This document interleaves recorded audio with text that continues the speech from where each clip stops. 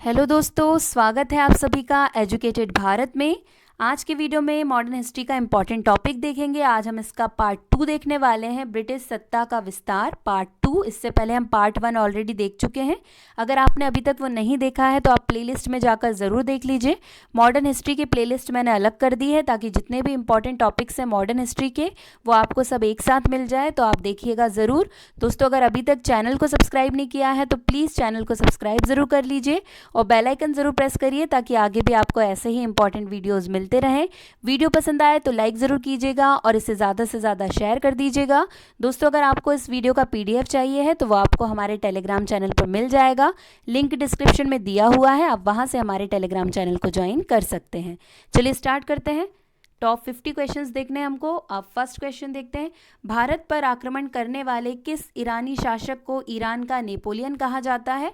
सही आंसर हो जाएगा सी, नादिर शाह को ईरान का नेपोलियन कहा जाता है। और ये क्वेश्चन बहुत ज़्यादा एग्जाम में पूछा जाता है।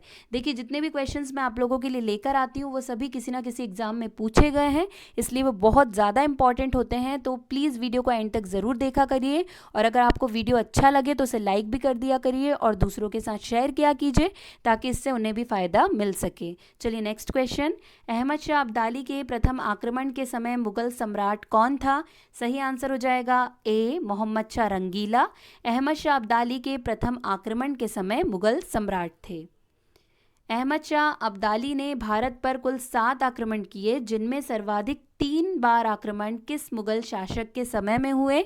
तो सही आंसर हो जाएगा डी, शाह आलम द्वितीय के टाइम पर 3 आक्रमण हुए थे। नेक्स्ट, किस मुगल शासक का वास्तविक नाम अली गौहर था? देखिए, बहुत ज़्यादा पूछा जाता है। सही आंसर हो जाएगा डी, शाह आलम द्वितीय का वास्तविक नाम अली गौहर था। नेक्स्ट, कौन सा मुगल बादशाह विषम परिस्थितियों के कारण, विशेषता मीर बख्शी नवीबुद्दौला के भय के कारण 12 वर्ष दिल्ली से दूर निर्वासित के रूप में जीवन बिताया और फिर मराठों की सहायता से दिल्ली की राजगद्दी पर पुनर्स्थापित हुआ? तो इसका सही आंसर हो जाएगा डी, शाह आलम द्वितीय। नेक्स्ट, कौन मुगल बादशाह एक बड़ा शायर भी था जिसके द्वारा अपने आखिरी समय में कहा गया ये शेर विख्यात है? कितना है बदनसीब जफर के दफन के लिए 2 गज जमी भी ना मिली कुएं यार में? तो इसका सही आंसर हो जाएगा डी, बहादुर शाह द्वितीय के द्वारा ये कहा गया था। वो एक शायर भी था और ये जो शेर बताया गया है ये इनके द्वारा ही कहा गया था। नेक्स्ट, अंग्रेज़ों का पेंशनर बनने वाला प्रथम मुगल बादशाह कौन था? तो सही आंसर हो जाएगा ए, शाह आलम द्वितीय अंग्रेज़ों का पेंशनर बनने वाला प्रथम मुगल बादशाह था। नेक्स्ट क्वेश्चन है, सैयद बंधुओं ने मराठों के सहयोग से किस मुगल सम्राट को सत्ताच्युत कर हत्या कर दी? तो इसका सही आंसर हो जाएगा बी, फर्रुखशियर। ठीक है, ये भी बहुत ज़्यादा पूछा जाता है तो इसे अच्छे तरीके से याद रखना है। नेक्स्ट, सैयद बंधुओं ने किस किस को बादशाह बनाने का काम किया? फर्रुखशियर, रफ़ीउद्दर्जात या रफ़ीउद्दौला या मोहम्मद शाह? तो सही आंसर यहाँ पर हो जाएगा इसका सी, मतलब 1 2 3 4 चारों को ही सैयद बंधुओं ने बादशाह बनाने का काम किया था। नेक्स्ट, सैयद बंधुओं का पतन किसके समय में हुआ? सही आंसर यहाँ पर हो जाएगा सी, मोहम्मद शाह के टाइम पर सैयद बंधुओं का पतन हो गया था। किस मुगल बादशाह का मूल नाम रोशन अख्तर था? बहुत ज़्यादा पूछा जाता है। सही आंसर हो जाएगा इसका ए, मोहम्मद शाह रंगीला का मूल नाम रोशन अख्तर था। नेक्स्ट, अवध, हैदराबाद, भरतपुर, रुहेलखंड एवं फर्रुखाबाद किस मुगल शासक के समय में स्वतंत्र हुए?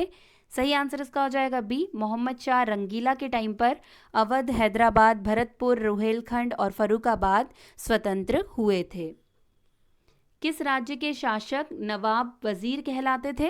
तो सही आंसर है ए, अवध के नवाब, जो अवध के शासक होते थे वो नवाब वजीर कहलाते थे। नेक्स्ट, किसने ग्रामीण जाटों को एक सैनिक शक्ति के रूप में संगठित किया? सही आंसर हो जाएगा सी, चूड़ामण या चूड़ामणि ने ग्रामीण जाटों को एक सैनिक शक्ति के रूप में संगठित किया था। निम्नलिखित में से किसे जाटों का अफलातून एवं जाटों का आदरणीय व विद्वान व्यक्ति कहा जाता है? तो सही आंसर यहाँ पर हो जाएगा सी, सूरजमल को जाटों का अफलातून या जाटों का आदरणीय व विद्वान व्यक्ति कहा जाता है। मुर्शिद कुली जाफर खां को बंगाल 1717 तथा उड़ीसा 1719 की सूबेदारी किस मुगल बादशाह से मिली? तो यहाँ पे सही आंसर इसका हो जाएगा सी। देखिए यहाँ पे गलत टाइप हो गया, सही आंसर हो जाएगा फर्रुखशियर। ठीक है, फर्रुखशियर आपको याद रखना है, मुगल बादशाह था जिसके टाइम पर क्या हुआ था, मुर्शिद कुली खां जाफर को बंगाल तथा उड़ीसा की सूबेदारी दी गई थी। किसने मुर्शिदाबाद की स्थापना की तथा उसे ढाका के स्थान पर बंगाल की राजधानी बनाया? तो सही आंसर है ए, मुर्शिद कुली जाफर खां ने मुर्शिदाबाद की स्थापना करी और उसे ढाका के स्थान पर बंगाल की राजधानी बनाया। बंगाल के शासक मुर्शिद कुली जाफर खां एवं अंग्रेजी ईस्ट इंडिया कंपनी के बीच विवाद का सर्वमुख कारण था? तो सही आंसर यहाँ पर हो जाएगा ए, मुगल बादशाह फर्रुखशियर द्वारा 1717 में जारी फरमान की मुर्शिद अली जाफर खां एवं ब्रिटिश कंपनी द्वारा अलग अलग व्याख्या करना, ये प्रमुख कारण था विवाद का। नेक्स्ट, किस मुगल बादशाह ने 1733 में बिहार की सूबेदारी बंगाल के नवाब सुजाउद्दीन को प्रदान की? तो यहाँ पे सही आंसर इसका हो जाएगा सी, मोहम्मद शाह रंगीला ने। नेक्स्ट, बंगाल के किस नवाब ने यूरोपीय लोगों की तुलना मधुमक्खी के छत्ते से की, जिसे यदि छेड़ा जाए तो शहद दे, जिसे यदि ना छेड़ा जाए तो शहद देगी, पर यदि छत्ते के साथ छेड़छाड़ की गई तो मधुमक्खियां काट काट कर प्राण ले सकती है? ये किसने कहा है? तो सही आंसर हो जाएगा ए, अलीवर्दी खां ने यूरोपियन लोगों की तुलना मधुमक्खी के छत्ते से की थी। नेक्स्ट, बंगाल के नवाब अलीवर्दी खां का उत्तराधिकारी कौन हुआ? उत्तराधिकारी कौन हुआ? सही आंसर हो जाएगा ए, सिराजुद्दौला बंगाल के नवाब अलीवर्दी खां का उत्तराधिकारी था। नेक्स्ट, बंगाल के नवाब मीर कासिम ने मुर्शिदाबाद के स्थान पर मुंगेर को राजधानी बनाया क्योंकि? तो इसका सही आंसर हो जाएगा ए, वह मुर्शिदाबाद के षड्यंत्र में वातावरण तथा कलकत्ता से दूर रहना चाहता था ताकि अंग्रेजों का हस्तक्षेप ना हो, इसलिए मीर कासिम ने मुर्शिदाबाद के स्थान पर मुंगेर को अपनी राजधानी बनाया था। नेक्स्ट, बंगाल का वह नवाब कौन था जो जानता था कि वह अंग्रेजों को बंगाल की भूमि से निकाल सकता है, किंतु ऐसी स्थिति में उसके ही शब्दों में समुद्र में आग लग जाएगी? तो ये सही आंसर इसका हो जाएगा ए, अलीवर्दी खां। नेक्स्ट, बंगाल के किस नवाब ने अपने उत्तराधिकारी को यह सलाह दी, तीनों अंग्रेज, फ्रांसीसी और डच को एक साथ निर्बल करने का विचार मत करना, इन तीनों में अंग्रेज सबसे सशक्त हैं, पहले उनका अंत करना और अन्य तुमको विशेष कष्ट नहीं देंगे? तो इसका सही आंसर हो जाएगा ए, अलीवर्दी खां। ठीक है, अलीवर्दी खां ने अपने उत्तराधिकारियों को ये सलाह दी थी। नेक्स्ट, बंगाल के किस नवाब ने ब्रिटिश कंपनी के गवर्नर को लिखा, आपके भद्र पुरुष इस प्रकार व्यवहार करते हैं, वे समस्त देश में गड़बड़ी फैलाते हैं, लोगों को लूटते हैं तथा मेरे अधिकारियों का अनादर करते हैं तथा उन्हें शारीरिक यातना देते हैं? ये किसके द्वारा कहा गया था गवर्नर को? तो सही आंसर यहाँ पर हो जाएगा डी, मीर कासिम के द्वारा ये कहा गया था। नेक्स्ट, बंगाल के किस नवाब ने 2 वर्षों के लिए सभी व्यापारियों के लिए समस्त व्यापारिक करों व चुंगियों को खत्म कर एक बड़ा असाधारण कदम उठाया था? तो सही आंसर यहाँ पर हो जाएगा सी, मीर जाफर के द्वारा ये किया गया था। नेक्स्ट, इलाहाबाद की द्वितीय संधि 16 अगस्त 1765 को किनके बीच हुई? तो सही आंसर हो जाएगा बी, शुजाउद्दौला और क्लाइव के बीच इलाहाबाद की द्वितीय संधि हुई थी 16 अगस्त 1765 को। ये क्वेश्चन बहुत ज़्यादा पूछा जाता है तो इसे आपको बहुत अच्छे से याद रखना है। कर्नल क्लाइव का गधा या सियार की संज्ञा, कर्नल क्लाइव को गधा या सियार की संज्ञा किसने दी थी? तो यहाँ पे सही आंसर हो जाएगा किसे दी थी इन्होंने? ठीक है, क्वेश्चन ये है कि कर्नल क्लाइव ने गधा या सियार की संज्ञा किसे दी थी? तो सही आंसर हो जाएगा बी, मीर जाफर को ये संज्ञा दी थी कर्नल क्लाइव ने। नेक्स्ट, सहायक संधि को सुनिश्चित एवं व्यापक स्वरूप किसने प्रदान किया था? तो सही आंसर हो जाएगा बी, लॉर्ड बेलेस्ली के द्वारा सहायक संधि को सुनिश्चित एवं व्यापक स्वरूप प्रदान किया गया था। किसने फ्रांसीसी विशेषज्ञों की मदद से डिंडीगुल में एक आधुनिक शस्त्रागार स्थापित किया? तो इसका सही आंसर हो जाएगा ए, इम्मदी चिक कृष्णराज के द्वारा डिंडीगुल में एक आधुनिक शस्त्रागार स्थापित किया गया था। नेक्स्ट, किसने घोषणा कर रखी थी कि यह अंग्रेज को पहले तो अकाट से निकाल कर बाहर करेगा और अंततः भारत से? तो सही आंसर यहाँ पर हो जाएगा सी, हैदर अली ने ये घोषणा की थी। नेक्स्ट, सूची 1 को सूची 2 से सुमेलित कीजिए। देखिए इस प्रकार के क्वेश्चन बहुत आते हैं। तो प्रथम आंग्ल मैसूर युद्ध, द्वितीय आंग्ल मैसूर युद्ध और तृतीय आंग्ल मैसूर युद्ध, यही जोड़ी में हमारे पास है। मद्रास की संधि, मंगलौर की संधि और श्रीरंगपट्टनम की संधि। तो यहाँ पे सही आंसर हो जाएगा ए, मतलब ए का 1 है, मतलब कि प्रथम आंग्ल मैसूर युद्ध के समय मद्रास की संधि हुई थी। फिर बी का 2 है, मतलब द्वितीय आंग्ल मैसूर युद्ध के टाइम पर मैंगलोर की संधि हुई थी। और इसके बाद है तृतीय आंग्ल मैसूर युद्ध, जिसमें श्रीरंगपट्टनम की संधि हुई थी। ये बहुत ज़्यादा पूछा जाता है, तो सही आंसर क्या हो जाएगा? ए हो जाएगा। नेक्स्ट, हैदर अली की मृत्यु 1782 में किस युद्ध के दौरान हुई थी? सही आंसर यहाँ पर हो जाएगा, बहुत इंपॉर्टेंट है, बी इसका सही आंसर है। द्वितीय आंग्ल मैसूर युद्ध में हैदर अली की मृत्यु हो गई थी। द्वितीय आंग्ल मैसूर युद्ध को बंद करने के लिए टीपू सुल्तान तथा अंग्रेजों के मध्य मंगलोर की संधि 1784 में हुई। इस संधि पर अंग्रेजों की ओर से हस्ताक्षर करने वाले मद्रास के गवर्नर का क्या नाम था? तो सही आंसर यहाँ पर हो जाएगा सी, लॉर्ड मैकेरन। देखिए इनका नाम बहुत ज़्यादा पूछा जाता है, तो आपको अच्छी तरीके से याद रखना है। नेक्स्ट, द्वितीय आंग्ल मैसूर युद्ध के समय गवर्नर जनरल कौन था? सही आंसर हो जाएगा ए, वॉरेन हेस्टिंग्स द्वितीय आंग्ल मैसूर युद्ध के समय गवर्नर जनरल थे। टीपू सुल्तान ने अंग्रेजों को निष्कासित करने के लिए निम्न में से किन देशों के साथ संपर्क स्थापित किया? फ्रांस, अरब, अफगानिस्तान, मॉरिशस या तुर्की?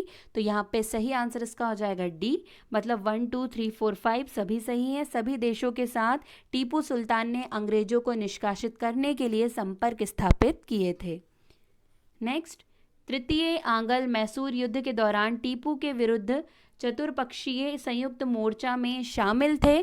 तो सही आंसर हो जाएगा ए, त्रावणकोर, निजाम व मराठा एवं अंग्रेज, ये इस तरीके से शामिल थे। ये क्वेश्चन भी बहुत ज़्यादा पूछा जाता है, तो इसे याद रखना है। नेक्स्ट, किसने कहा था मैं अंग्रेज के स्थल साधनों को तो समाप्त कर सकता परंतु समुद्र को नहीं सुखा सकता? ये किसने कहा था?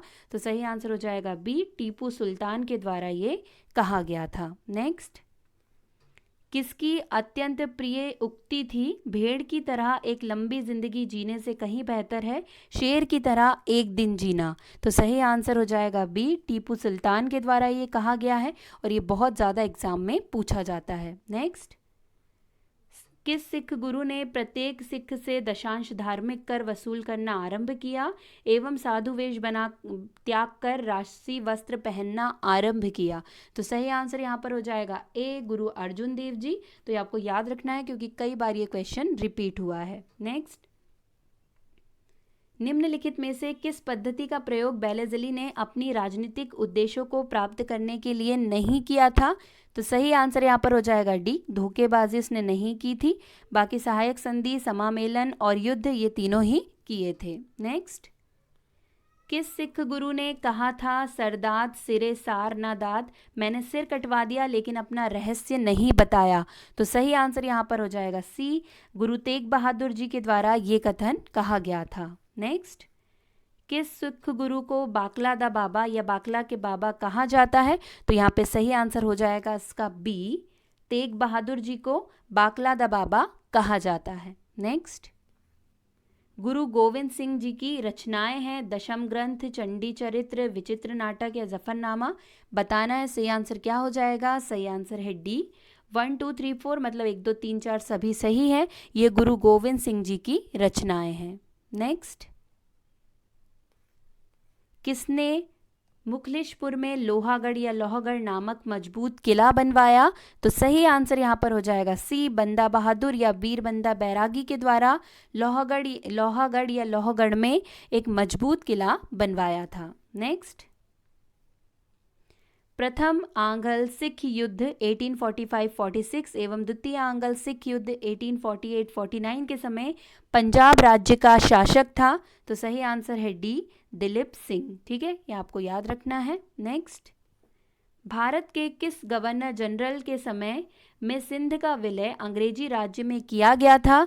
सही आंसर यहाँ पर हो जाएगा ए, लॉर्ड एलन बरो के टाइम पर सिंध का विलय अंग्रेजी राज्य में कर दिया गया था। नेक्स्ट, सिंध विजय का श्रेय किसे दिया जाता है? यहाँ पे सही आंसर हो जाएगा इसका डी, सर चार्ल्स नेपियर को सिंध विजय का श्रेय दिया जाता है। नेक्स्ट, वेलेज़ली की सहायक संधि स्वीकार करने वाले राज्यों को कालक्रम अनुसार सजाइए। तो सही आंसर यहाँ पर हो जाएगा ए, 1 2 3 4 5, मतलब हैदराबाद, फिर मैसूर, फिर तंजौर, फिर अवध और लास्ट में पूना के पेशवा। तो ये बहुत इंपॉर्टेंट है क्योंकि कई बार ये पूछा गया है। नेक्स्ट, सहायक संधि के संबंध में किसने कहा, हमारी नीति और हमारे लक्ष्य ने भारतीय राज्यों को शून्य की स्थिति में पहुंचा दिया है। तो इसका सही आंसर है ए, लॉर्ड वेलेज़ली के द्वारा ये कथन कहा गया था। यहीं पे दोस्तों हमारे टॉप 50 क्वेश्चंस कंप्लीट हो गए हैं। वीडियो पसंद आया होगा तो लाइक ज़रूर कर दीजिएगा, इसे ज़्यादा से ज़्यादा शेयर करिएगा।